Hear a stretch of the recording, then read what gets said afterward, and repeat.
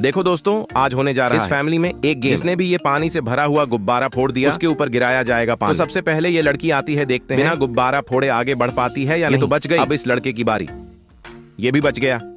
अब इन दादी जी की बारी, ये भी बच गई।